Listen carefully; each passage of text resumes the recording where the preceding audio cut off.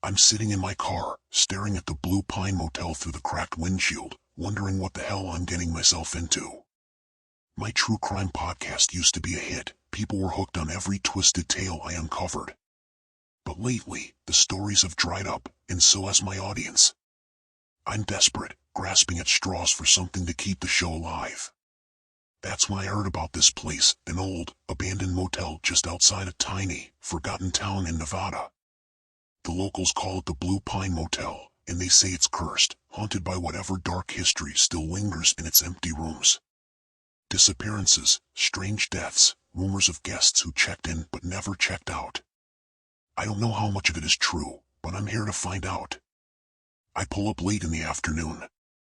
The sun's already sinking behind the mountains, stretching shadows across the crumbling walls and the motel's broken neon sign, the kind that's still hanging on with half the letters burned out. The whole place looks like it's been stuck in time, left to rot under the desert sun. Weeds push through cracks in the pavement, and every window is either shattered or boarded up. There's this heavy silence, like the whole building's holding its breath. The only sound is the wind scraping through the empty lot and a faint, eerie flicker from the busted light above the main office, sputtering on and off like it's still alive, but barely. I can't help but feel like this is my last shot. If I can just spend one night inside, I might be able to piece together the mystery that's been buried here for decades. I'm not just looking for a ghost story, I need the truth. What happened to those people? Why does everyone avoid this place like the plague? I'm convinced that if I dig deep enough, I'll find something no one else has, something that'll bring my listeners back and finally breathe new life into my show. I tell myself it's just another story, but there's this knot in my stomach that won't go away. Part of me knows that once I cross that threshold, there's no turning back. Before heading to the motel, I stop at this old, run-down diner on the edge of town, a real greasy spoon where the coffee tastes like motor oil, but it's the only place around. As soon as I walk in, I can feel every eye in the room on me, like I'm some kind of intruder. The folks inside look worn down, like the town itself, all rough edges and tired faces. I casually ask the waitress about the Blue Pine Motel, and the whole place goes dead quiet. An old guy at the counter, his face weathered like cracked leather, motions for me to come closer. He leans in, eyes wide and serious, and tells me not to go near that place. Says it's cursed, haunted, whatever you want to call it, something evil's been festering there for years. He talks about the last guy who went to the motel, found wandering the highway weeks later, babbling incoherently, like he'd seen something his mind just couldn't handle. He mentions strange noises, disembodied voices, and shadows that seem to move when no one's looking. I laugh it off, figuring it's just some local trying to scare off outsiders. I toss some cash on the counter, thank him for the advice, and head straight for the motel. I pull up to the motel and park right in front of room 13, the one I've read about in the old newspaper clippings, the room where the most twisted stuff supposedly happened. The air feels thick, like the whole building is holding its breath, waiting. I unload my gear, setting up my recorder and camera, ready to capture every eerie detail. The place looks like it's been swallowed by time, the walls stained and crumbling, and the windows so dirty it's like they're hiding something inside. As night creeps in, things start to get weird. Doors creak open on their own, slowly, like they're daring me to look inside. I hear faint music playing, soft and tinny, like it's coming from an old radio that shouldn't even be there. Shadows stretch and twist in ways that shouldn't be possible, almost like they're watching me too. I catch glimpses of movement from the corner of my eye, just enough to make my skin crawl, but when I turn, there's nothing there. The whole place feels alive, like it's aware of me, like it's sizing me up. I should be terrified, but instead, I feel this sick curiosity pulling me deeper in, as if I'm not the one exploring the motel, it's the motel that's exploring me. The next morning, the motel feels even more suffocating, but I can't leave just yet.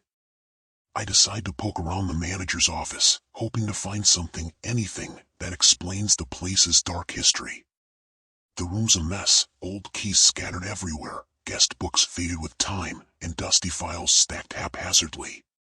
As I dig through the chaos, I notice something odd, a filthy rug pushed up against the corner, barely covering a trapdoor. My heart skips a beat. I know I shouldn't, but I can't resist. I pull back the rug and pry the door open, revealing a narrow set of rickety stairs leading into darkness. I grab my flashlight and descend into a hidden basement, a place that feels like it shouldn't exist. The basement is small, cramped, and reeks of mildew and something else, something sour and wrong. I find a room filled with old videotapes stacked haphazardly, their labels faded and smeared. Photos of missing people line the walls, their eyes scratched out, their faces twisted in fear. Strange symbols are carved into the walls, looping and curling like something out of a nightmare. My skin prickles, and every instinct is screaming at me to leave, but I can't look away. This room isn't just hidden, it's been buried, like someone wanted to forget it ever existed. Among the tapes, I find a battered journal tucked inside a rusted filing cabinet. It's the former owners, the writing frantic and erratic, talking about keeping them happy and paying the toll. The entries get darker, more unhinged, filled with desperate mentions of a ritual that keeps the motel fed. The motel, he writes, draws in souls, trapping them within its walls, feeding on their fear, their pain. The final pages are a jumbled mess of paranoid scribbles, repeated warnings about a door that must never be opened, something about it being the heart of the place, the source of its power. My breath fogs in the cold, stale air, and every shadow seems to ripple with intent. I feel eyes on me, unseen and probing, like the room itself is alive and aware of my presence. I try to steady my breathing, but it's like the walls are closing in, pressing down, and I swear I hear something faint, a low whisper, barely audible, like the motel is whispering secrets just for me. By the time night falls, I've had enough. I try to leave, but the motel won't let me. Every exit leads me right back inside. It's like the building's toying with me, its hallways twisting and stretching like a funhouse from hell. I sprint down one corridor, but it just loops back to the same spot, no matter which door I take. I'm trapped in a maze that doesn't follow any rules. The air grows heavy with the sound of static, distorted voices, and faint, old-timey music that plays from nowhere and everywhere all at once. Shadows crawl along the walls, twisting into vague, human-like figures that seem to reach out with clawed hands. It's like the motel's alive, feeding on my fear, and bending reality to keep me trapped. I try to calm down, to make sense of what's happening, but the realization hits me hard. The owner's rituals weren't just crazy ramblings, they opened some kind of gateway, and it's still wide open. The motel isn't just haunted, it's a predator, a living, breathing thing that traps souls and feeds off their terror. The shadows that keep creeping closer aren't just figments of my imagination, they're the motel's past victims, people who checked in and never checked out, their souls forever bound to this cursed place. The motel's using their fear, their pain, to sustain itself, and now it wants me too. I can feel it in the way the walls close in the flickering lights that seem to watch me. I'm not just a visitor anymore, I'm the next meal, and it's only a matter of time before I become one of the lost, just another shadow in the motel's endless collection. I'm in full panic mode now, tearing down the hallways that keep twisting and turning like a bad dream that won't end. Doors slam shut behind me, each one echoing with a finality that makes my heart race even faster. The whispers are everywhere now, louder, mingling with desperate cries and sobs that sound painfully real. I catch sight of a broken window up ahead, a sliver of moonlight cutting through the dark. With everything I have, I charge at it, crashing through the glass. But just when I think I've escaped, a cold, invisible force grabs me, yanking me back towards the motel's dark, gaping maw. I claw at the ground, kicking and screaming, feeling the motel's grip tighten like icy fingers around my ankles.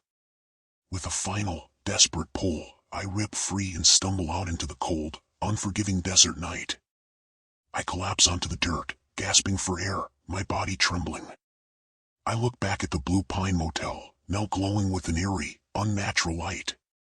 Shadowy figures crowd the windows, watching me with hollow eyes. They're all trapped, people who, like me, thought they could outsmart the darkness here. I'm outside, but the motel's presence clings to me, an unseen weight on my chest. I can still feel it pulling at me, whispering in the wind, as if daring me to come back. The Blue Pine Motel stands as an insatiable predator, forever luring the lost and the curious into its web of twisted hallways and eternal darkness. It distorts reality, feeds on fear, and keeps its victims trapped within its walls, unable to break free. My story isn't just a warning, it's a promise that some places are hungry for more than just your curiosity. And if you ignore the signs, you may find yourself among the shadows, lost forever, in a place that never lets you leave.